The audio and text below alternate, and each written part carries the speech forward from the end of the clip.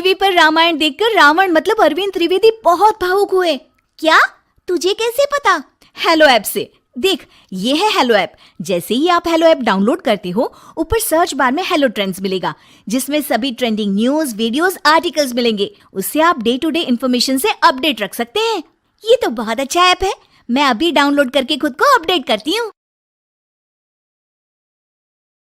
सास बनी डंडे वाली भूत। शिखा की नई नई शादी हुई थी।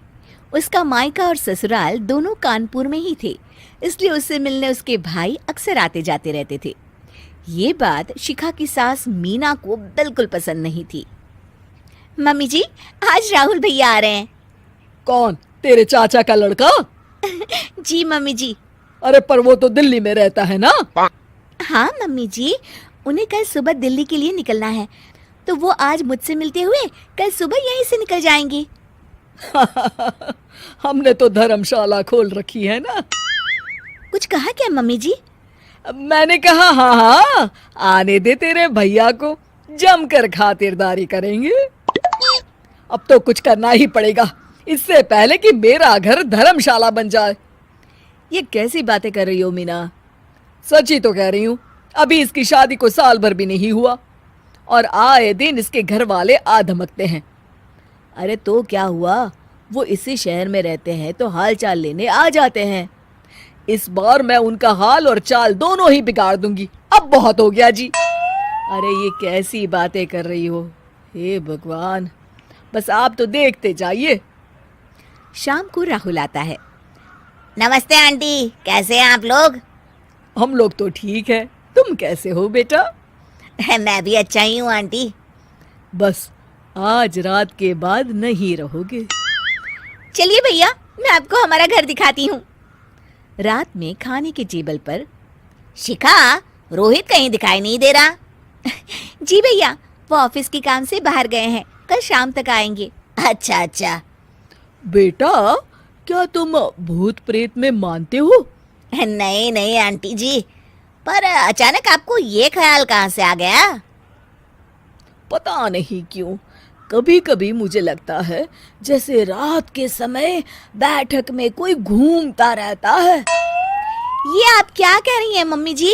हाँ, तुम लोग घबरा ना जाओ, इसलिए मैंने आज तक इस बारे में कुछ नहीं कहा। ये आपका वहम होगा आंटी जी, ऐसा कुछ नहीं होता। हो सकता है। चलो अब मेरा सोने का टाइम हो गया है तो चलती हूँ मैं।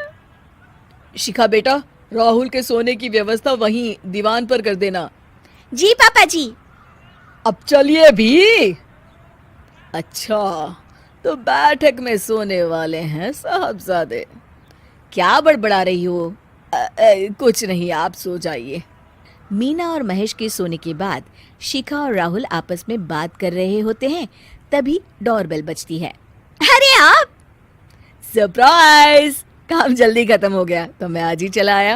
ये तो बहुत अच्छा किया। देखिए राहुल भैया भी आए हुए हैं, आप दोनों का मिलना भी हो जाएगा। कैसे हो रोहित? मैं तो ठीक हूँ भैया। शिखा, मैं भी आज यहीं सो जाता हूँ, राहुल भैया से बातचीत भी हो जाएगी।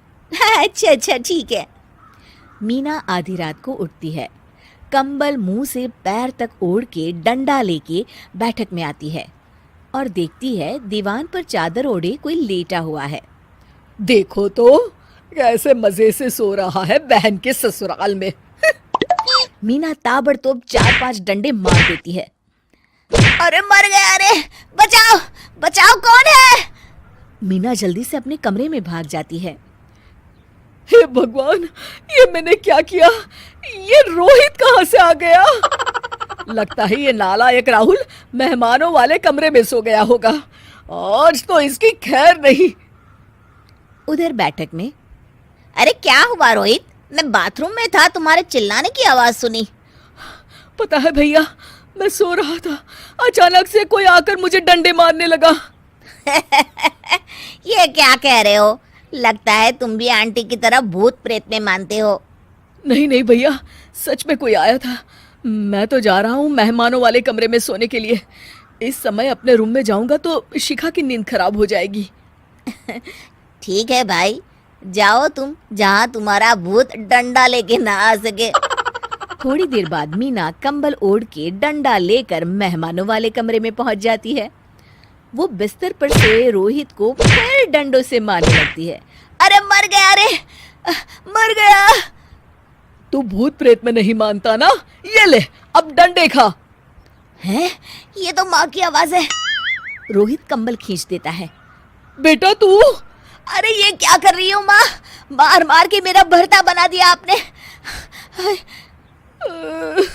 माफ कर दे मेरे लाल, मैंने तो तुझे ही मार मार के लाल कर दिया। मैं तो उस राहुल के बच्चे को सबक सिखाना चाहती थी। राहुल भैया को? हाँ बेटा, मुझे लगा अगर उसे डंडे मारूंगी तो शिखा के मायके वाले यहाँ आना छोड़ देंगे।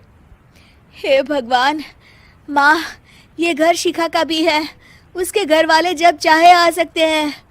हाँ बेटा, आज मुझे भगवान का इशारा समझ में आ गया। मैं कितना गलत करने चली थी और अपने ही बेटे को चोट पहुंचा दी। अब चुपचाप जाके सो जाओ माँ, और किसी को कुछ बताने की जरूरत भी नहीं है। शिक्षा दूसरों का बुरा चाहने वालों के साथ भी बुरा ही होता है।